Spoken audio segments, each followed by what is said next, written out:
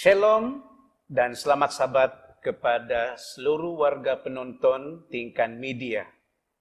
Kiranya perbaktian Sabat Anda diberkati Tuhan, sungguh pun kita terpaksa berbakti di rumah karena masih lagi dilanda pandemi COVID-19. Dan kita bersyukur atas kasih dan berkat Tuhan yang sentiasa dicurahkan kepada kita dari dahulu, kemarin, hari ini, sampai selamanya. Pembelajaran Sekolah Sabat kita pada hari ini akan kita teruskan, dan untuk memulakannya saya perkenalkan terlebih dahulu panel yang terlibat dalam diskusi kali ini. Selamat datang Elder Robert. Apa kabar? Terima kasih, sehat walafiat. Selamat datang Elder Norsa, apa kabar? Terima kasih, baik-baik juga. Terima kasih, puji Tuhan. Dan untuk memulakan sesi diskusi pada kali ini, saya mempersilakan Elder Norsa untuk membacakan ayat hafalan dan seterusnya memimpin kita di dalam doa. Silakan. Oke. Saya bacakan Markus 10 ayat 52, ayat hafalan kita. Lalu kata Yesus kepadanya, "Pergilah, imanmu telah menyelamatkan engkau." Pada saat itu juga melihatlah ia. Lalu ia mengikuti Yesus dalam perjalanannya. Mari kita berdoa. Bapa kami dalam kerajaan sorga, terima kasih karena kebaikan-Mu Tuhan. Sehingga waktu ini, sementara kami membuka firman-Mu, sementara kami membuka pelajaran sekolah sabat kami, terima kasih karena Roh Kudus-Mu berbicara di dalam pikiran kami, sehingga kami dapat memahami apa yang kami pelajari, terlebih Tuhan kami dapat aplikasikannya di dalam kehidupan kami. Terima kasih Tuhan, dalam nama Yesus kami sudah berdoa. Amin. Amin. Terima kasih Elder Norsa. Mukadimah pelajaran Sekolah Sabat kita yang ke-6 dalam kuartal keempat 2020 ini adalah berkenaan dengan malu. Saya mau bertanya kepada sahabat-sahabat saya. Adakah benar bahwa sifat semula jadi manusia, jika bersalah, dia akan coba menyembunyikan kesalahannya? Apa benar, Elda Norsa? Ya, saya memang benar sekali. Ya, Elda Robert, sekali. setuju ya? Iya, dan dia akan mengelak atau bersembunyi. Bersembunyikan. Dan pelajaran Sekolah Sabat kita katakan bahwa kalaulah kesalahan yang dilakukan itu bakal diketahui oleh orang lain, maka si pelakunya itu akan merasa malu, tertekan, rasa takut, malah rasa terancam pun ada. Jadi, Adam dan Hawa di Taman Eden, Yakub di rumah bapaknya, dan juga penzina yang diheret di hadapan Yesus, serta Raja Daud yang berdosa, yang tercatat di dalam pengakuannya, Mazmur pasal 32, adalah insan-insan yang dalam Alkitab yang juga pernah merasa takut dan malu karena dia bersalah. Dan untuk itu tiada pilihan. Menurut pelajaran Sekolah Sabat kita katakan, tiada pilihan. Hanya satu jalan keluar, yaitu menerusi Yesus Sang Maha Guru. Apa Elder Norsa boleh tolong jelaskan apa yang sebenarnya berlaku di Taman Eden di dalam Kejadian pasal 3 ayat 11 hingga 19. Pasal 3 ayat 1 hingga 11 dan Rom pasal 5 ayat 11 hingga 19. Okay. Ya, terima kasih Elder.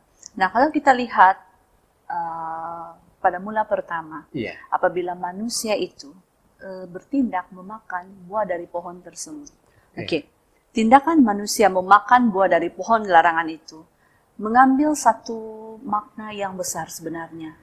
Dia seolah-olah mengatakan tindakan itu seolah-olah memberi gambaran yang manusia itu mengambil keputusan untuk menolak Tuhan. Seolah-olah mengatakan yang kami boleh hidup sendiri tanpa perintah Tuhan. Boleh hidup sendiri tanpa perintah Tuhan. Tuhan. Nah, dan sebaik saja Adam dan Hawa memakan buah dari pohon larangan tersebut. Setelah mendengar perkataan dari dia yang berbicara di sebalik ular itu. Apa yang berlaku adalah mereka mulai hidup menghala kepada satu arah lain selain daripada arah yang Tuhan sudah tetapkan. Iya. Nah, itu sebabnya apabila mereka merasakan akan kehadiran Tuhan, apa yang mereka buat? Mereka bersembunyi. Mereka bersembunyi. Persoalannya di sini adalah cara Tuhan. Tuhan bertanya kepada Adam, "Di manakah engkau?" Seolah-olah Tuhan tanya demikian. Bagi kita, Tuhan tidak tahu di mana Adam dan Hawa. Kenapa Tuhan tanya, "Di manakah engkau?" Oke. Pelajaran kita memberitahu, pertanyaan Tuhan itu sebenarnya adalah untuk mengingatkan Adam dan Hawa apa tindakan yang sedang mereka buat, yaitu bersembunyi. Bersembunyi karena apa? Karena mereka tidak mengikuti perintah Tuhan. Ya, itu poin dia. Tidak Ya. bersembunyi karena tidak mengikuti perintah Tuhan. Iya. Dan respon Tuhan terhadap jawaban Adam. Nah, Adam jawab begini, Kejadian 3 ayat 10.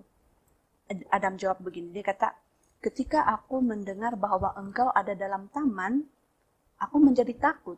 Karena aku telanjang, sebab itu aku bersembunyi."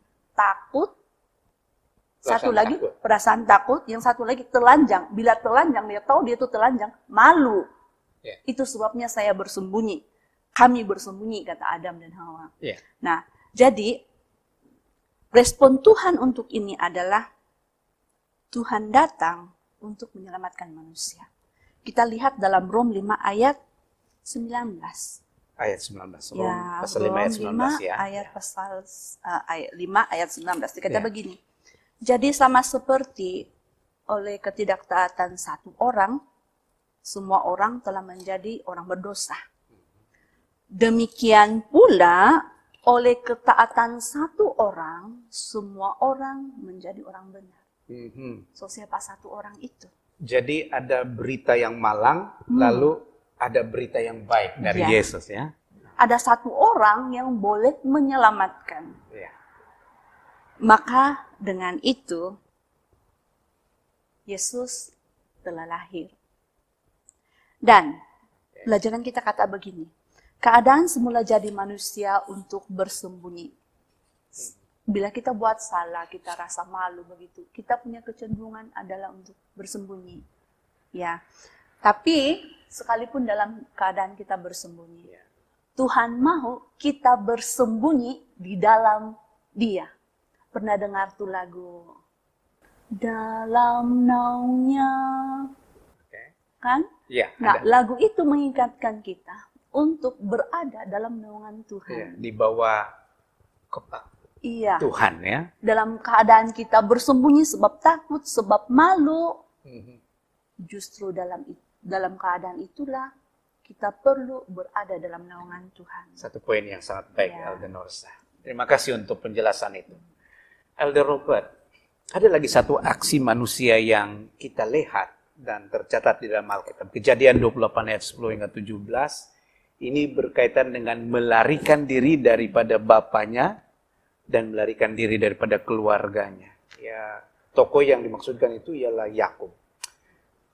Elda, tolong kami untuk kupas apakah sebenarnya cerita ini dan apa yang kita boleh dapat sebagai umat Tuhan hari ini.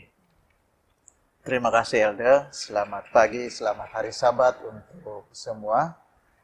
Sebelum saya menjawab soalan sebentar tadi Elda, saya tertarik dengan ayat ataupun dari panel pertama kita yang mengatakan bahwa Adam bersembunyi, mengelak daripada Tuhan sebab keberdosaan mereka.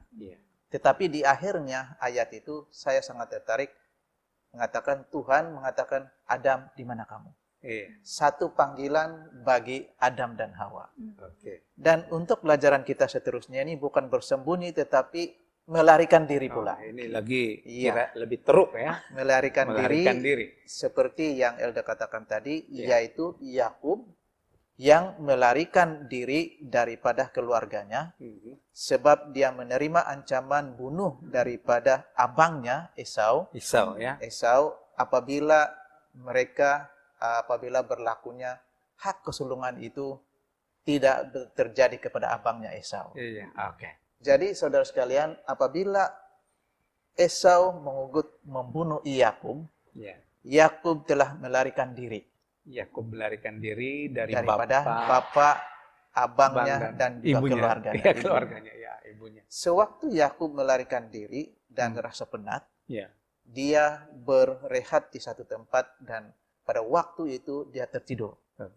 Lalu di dalam waktu tidurnya dia bermimpi. Ini dia. Dan mimpinya itu adalah dia melihat dalam mimpinya ada satu tangga.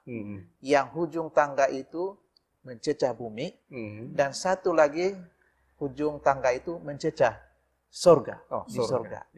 Dan kelihatan beramai atau banyak malaikat yang turun naik.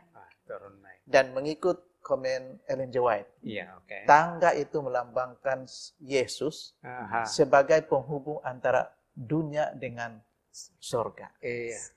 Tetapi apa yang saya melihat di dalam pelajaran kita hari ini, yang mana pada waktu malaikat ataupun Yakub itu melihat, malaikat itu turun naik dari surga dan ke bumi.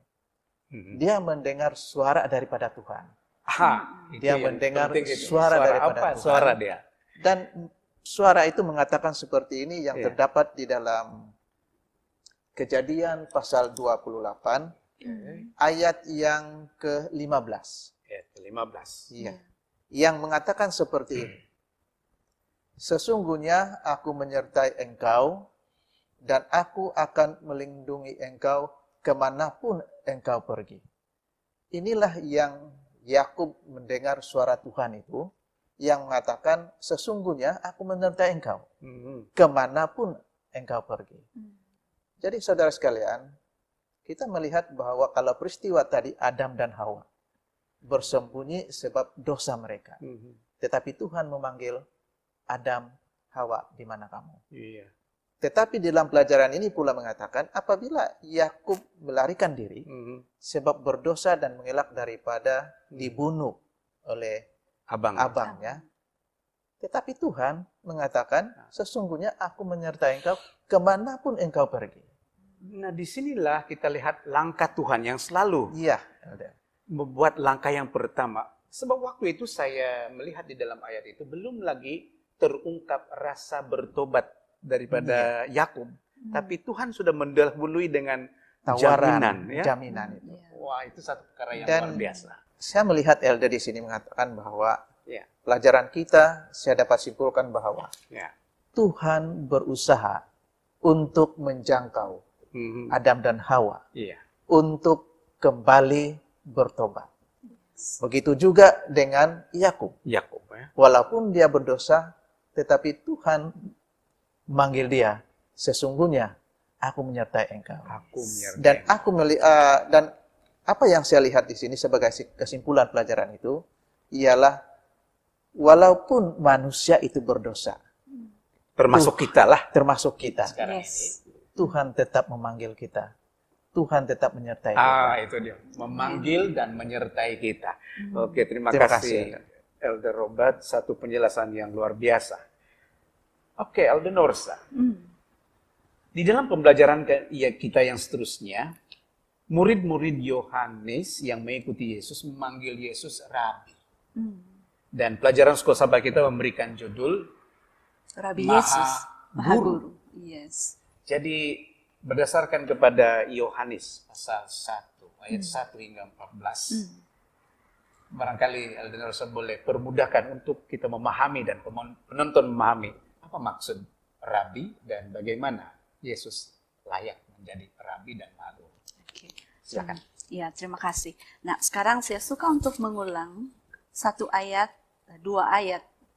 Oke, untuk kita perhati bersama-sama. Yohanes pasal yang pertama, ayat yang pertama. Pada mulanya adalah firman. Firman itu bersama-sama dengan Allah dan Firman itu adalah Allah.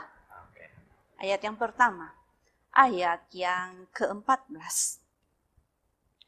Firman itu telah menjadi manusia dan diam di antara kita. Dan kita telah melihat kemuliaannya, yaitu kemuliaan yang diberikan kepadanya sebagai anak tunggal Bapa, penuh kasih karunia dan kebenaran. Firman itu telah menjadi manusia. Firman itu telah menjadi manusia, yaitu Yesus. Nah, firman itu yang telah berbicara kepada Adam dan Hawa, yang bertanya, di manakah engkau? Firman itu yang telah berbicara kepada Yakub, aku akan menyertai engkau kemanapun engkau pergi. Sekarang telah menjelma menjadi manusia. Yesus yang sudah turun ke dunia, dan perkataan itu telah menjadi manusia, menunjukkan kepada kita siapa Tuhan itu. Sebagaimana Yesus begitu mengasihi manusia dalam tindak tanduknya sewaktu hidup di dunia, maka begitulah Tuhan itu. Jadi mari kita buat satu analisis pendek. Yesus adalah firman yang bersama-sama dengan Allah dalam penciptaan. Lalu manusia itu jatuh dalam dosa, Adam dan Hawa berdosa, dia memanggil mereka, berbicara kepada mereka. Lalu memanggil lagi Yakub untuk menyertai dia dan mentobatkan dia. Juga kepada Daud yang raja yang dipilihnya dan berdosa, dia juga memanggil kepada pertobatan. Dan menjelma menjadi manusia untuk menunjukkan jalan keselamatannya. Dan memberikan contoh di dalam pengajaran maupun di dalam kehidupannya.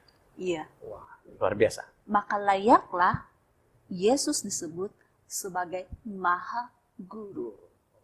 Yang bukan hanya berkata-kata, tetapi melakukan apa yang dikatakannya. Nah, penerangan Elder Nursa itu sudah tuntas untuk kita memahami peranan mengapa Yesus panggil Rabi dan juga Maha Guru. Makasih Elder Nursa. Nah, kita pergi kepada satu bahagian. Ketika Yesus melayani bersama-sama dengan muridnya, ada satu ketika mereka pergi di sempadan teritori, dan itu adalah di Kanaan. Dan di sana terjumpalah Yesus dengan seorang wanita Kanaan yang tercatat di dalam Matius pasal 15, 21 hingga 28 dan Markus pasal 7 ayat 24 hingga 30. Satu bentuk pelayanan yang agak ganjil. Tetapi hari ini keganjilan itu akan dikupas oleh Elder Robert tentang bagaimana Tuhan telah memanggil dan menyembuhkan anak kepada perempuan Kanaan. Silakan Elder. Terima kasih sekali lagi Elder Robert. Di dalam pelajaran kita hari yang berikutnya ini, yang terdapat di dalam Matius pasal 15, bermula dengan ayat yang ke-21 sampai ke-29. Kisah ini membicarakan tentang seorang perempuan, yaitu perempuan dari Kanaan yang berseru dan berteriak-teriak. Kalau di dalam ayat ini mengatakan bahwa perempuan ini berseru kepada Yesus atau datang kepada Yesus untuk meminta tolong sebab anak perempuannya sakit akibat daripada kerasukan setan. Jadi kalau mengikut budaya pada masa itu, perempuan itu sebenarnya kalau di kalangan mereka tidak berhak sebenarnya. Maksudnya taraf perempuan itu lebih rendah daripada lelaki. Apalagi kalau perempuan itu bukan daripada orang Yahudi. Dan perempuan yang tadi datang ini adalah daripada Kanaan. Nah, pada waktu perempuan ini bertanya kepada Yesus untuk meminta belas kasihan daripada Yesus untuk menyembuhkan anaknya yang kerasukan setan. Bagi kita menganggap bahwa jawaban sebagai seorang maha guru itu kita mau dengar yang begitu baik sekali. Iya, iya. Tetapi di dalam pelajaran kita ini mungkin kita rasa terkejut sedikit. Iya. Dan saya ingin membaca satu ayat jawaban Yesus kepada perempuan itu, terdapat di dalam Matius pasal 15 ayat yang ke-26. Yang mengatakan seperti ini. Tetapi Yesus menjawab. Maksudnya menjawab merujuk kepada perempuan itu tadi. Yang tadinya teriak-teriak ya, minta tolong ya. Tidak patut mengambil roti yang disediakan bagi anak-anak dan melemparkannya kepada anjing. Anjing. Coba bayangkan kalau kita disebut sebagai anjing. Iyalah. Tetapi saya sangat terujak dengan jawaban perempuan itu. Ataupun apa yang dikatakan perempuan itu yang terdapat sebagai di dalam balasan dia terdapat dalam ayat yang ke-27 mengatakan, kata perempuan itu, benar Tuhan. Namun anjing itu makan remeh-remeh yang jatuh dari meja tuannya. Jadi saudara sekalian, kalau kita melihat jawaban Yesus ini, yang ingin mengharapkan satu belas kasihan untuk mau menyembuhkan anaknya itu. Tetapi jawaban yang diberikan oleh Yesus itu begitu. Seolah-olah untuk macam menyakitkan hati. Tetapi perempuan itu mengatakan, benar Tuhan. Walaupun makanan itu daripada anjing, tapi jatuh daripada Tuhannya juga. Tuhannya, ya. Okay. Jadi apa yang saya melihat di dalam pelajaran kita pada hari ini ialah Yesus telah memecah tembok bahwa semua manusia ini mendapat hak untuk diselamatkan. Kemudian yang kedua, Tuhan menguji atau Yesus menguji iman perempuan ini. Iya. Karena perempuan ini tidak merasa tersinggung atau sakit, tetapi dia menjawab dengan jawaban yang begitu indah sekali. Positif ya? Positif sekali. Sangat positif. Dan akhirnya, apa kata Yesus? Yang terdapat di dalam Matius 13 ayat 28. Ayat yang berikut ini adalah, jadilah kepadamu seperti yang kamu kehendaki. Dan inilah jawaban Yesus. Dan akhirnya, anak perempuan tadi yang kerasukan setan ini telah disembuhkan. Artinya kalau begitu kata-kata Yesus itu sebenarnya bukanlah untuk meremehkan dan untuk menghina perempuan itu, tetapi dia sedang memberikan sindiran kepada bangsa Yahudi yang sebenarnya memandang rendah orang Kanaan. Sebab kalau memang itu niat Yesus, dia tidak akan menyembuhkan perempuan itu ya. Anak perempuan itu. Anak pada perempuan yang berseru-seru itu. Jadi terima kasih Elda untuk pembicaraan yang begitu baik sekali penerangannya. Jadi jangan kita rasa tersinggung dengan kata-kata Yesus. Sebenarnya ada maksud yang tersirat ya. Baik, di bagian pelajaran kita yang seterusnya, dengan tajuk pelajari yang dapat memahami, kita terus saja kepada situasi di mana Yesus sedang berbicara tentang misinya. Kemudian Yesus berbicara tentang apakah halangan yang akan dihadapi, bahwa Yesus sendiri akan ditolak di hadapan murid-muridnya. Kemudian dengan tidak semena-mena, Petrus menarik Yesus ke sisi dan menegur Yesus karena memperkatakan sesuatu yang pada dia sangat memalukan. Dan pada waktu itu tercatatlah ayat-ayat yang terdapat di dalam Markus pasal 8 ini, yang Yesus pada waktu itu memarahi Petrus. Dan nyalah iblis kata di situ. Ini pun satu perkataan yang agak kasar juga kan. Kemudian di ayat yang ke-38, Markus pasal 8 ayat 38, Yesus katakan begini tau. Sebab barang siapa malu kerana aku dan kerana perkataanku di tengah-tengah angkatan yang tidak setia dan berdosa ini, anak manusia pun akan malu kerana orang itu apabila ia datang kelak dalam kemuliaan Bapanya, diiringi malaikat-malaikatnya yang kudus.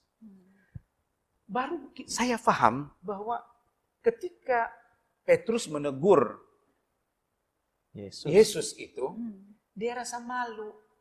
yang misinya itu ada hambatan dan sebagainya.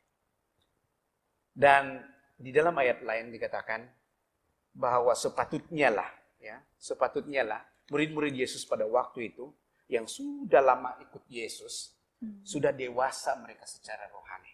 Sebab itu ada ayat yang tertulis ya di dalam pelajaran kita, yaitu dalam Ibrani pasal 5 ayat 12 hingga 14. Salah satu daripada itu saya bacakan. Sebab sekalipun kamu ditinjau dari sudut waktu sudah seharusnya menjadi pengajar, kamu masih perlu lagi diajarkan asas-asas pokok dari penyataan Allah. Dan kamu masih memerlukan susu, bukan makanan keras. Rupa-rupanya Petrus dan murid-muridnya pada waktu itu, walaupun sudah lama bersama-sama dengan Yesus, tetapi mereka seperti bayi yang masih memerlukan susu. Nah, inilah hambatan pertumbuhan kerohanian kita pada hari ini juga kan? Elder, ya. Saya ingin menambah tertarik dengan kata-kata tadi. Ya. Petrus menegur Yesus supaya jangan berbuat seperti itu. Iya. Apalagi pada masa itu mereka juga mungkin baru mendengar kabar yang Yohanes itu baru dibunuh. Ya. Jadi saya melihat di sini murid-murid Yesus itu walaupun sudah lama bersama-sama dengan mereka, tetapi mereka buta rohani. Iya. Nah, salah satunya ya karena dia buta rohani kan. Buta rohani. Nah, betul. Terima kasih Elda untuk nilai tambah yang diberikan. Baik. Apa pula yang kita harus belajari daripada Bartimeus, anak Timeus. Dia ini seorang buta di Yeriko. Ketika Yesus lalu, dia berteriak-teriak, Yesus anak Daud, Yesus anak Daud, kasihanilah aku. Kemudian Yesus berhenti, kemudian dia menoleh, dan dia menyuruh orang untuk membawa si buta itu kepada Yesus. Namanya si Bartimeus. Kemudian, apa yang kamu mau untuk saya lakukan, Yesus katakan dalam bahasa kita sehari-hari. Dia bilang, sembuhkan aku dari kebutaan ini. Kemudian Yesus katakan, pergilah, imanmu telah menyelamatkan engkau. Pada saat itu juga dia dapat melihat. Tetapi si buta ini, si Bartimeus ini, dia tidak pulang ke rumah, tetapi dia terus mengambil keputusan mengikut Yesus. Nah, itulah iman yang sepatutnya ada. Dan yang sepatutnya dimiliki oleh murid-murid Yesus. Kan itu juga jadi ayat hafalan kita kan.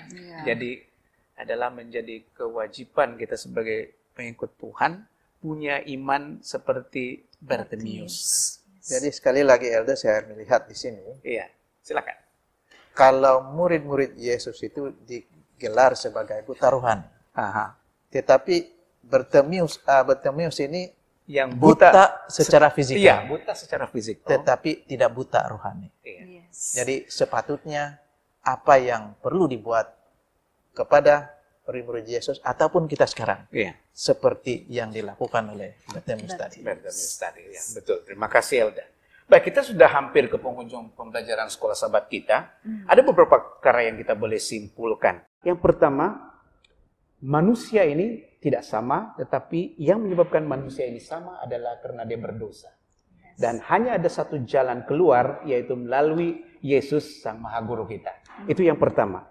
Yang kedua, sejauh mana manusia bersembunyi dan lari daripada Tuhan, Tuhan tetap memanggil mereka. Seperti Adam, seperti Yakub, seperti Raja Daud, dan yang lain-lain lagi. Begitu juga kita hari ini tetap dipanggil Tuhan untuk kembali kepadanya. Dan pelajaran kita yang seterusnya ialah tidak diragukan bahwa menurut keterangan daripada Elda Nursa, bahwa Maha Guru kita ini adalah Tuhan yang mencipta langit dan bumi dan yang memberikan bimbingan kepada Adam dan Hawa, yang berbicara kepada Yakub, yang menuntun Raja Daud, dan yang menjadi manusia untuk memberikan jalan keselamatan, pengajaran, dan juga pelayanan kepada manusia. Nah, kita sangat bersyukur karena kita punya Maha Guru yang benar-benar telah membawa kita kepada keselamatan. Di akhir pembelajaran Sekolah Sabat kita ini, kita mau mengucapkan syukur dan terima kasih kepada Tuhan atas pimpinannya. Kita dapat mengupas pelajaran Sekolah Sabat yang ke-6 pada Sabat ini yang begitu menarik sekali. Para penonton yang dirahmati Tuhan, kiranya pembelajaran dan perkongsian pada hari ini akan membawa satu tingkat lagi dalam kehidupan iman kita supaya kita sentiasa akan menjadi umat Tuhan yang lebih dekat kepada Tuhan. Kepada para penonton, kami ucapkan banyak terima kasih untuk kebersamaan Anda, dan mari kita sama-sama tunduk berdoa, dan saya persilakan Elder Robert untuk memimpin dalam doa. Mari kita bersatu di dalam doa. Tuhan Allah Bapa kami yang bertakhta di dalam kerajaan surga, puji dan syukur di hadirat-Mu, sebab Tuhan sudah bersama dengan kami. Tuhan sudah memberikan kami kebijaksanaan untuk mempelajari firman-Mu sebentar tadi. Terima kasih Tuhan, sebab Engkau sudah menyatakan kasih karunia-Mu. Kami manusia yang berdosa, tetapi Tuhan sentiasa memanggil kami, sama seperti yang Tuhan memanggil Adam dan Hawa. Begitu juga seperti Yakub yang berdosa, tetapi Tuhan menyatakan sesungguhnya Engkau sentiasa bersama.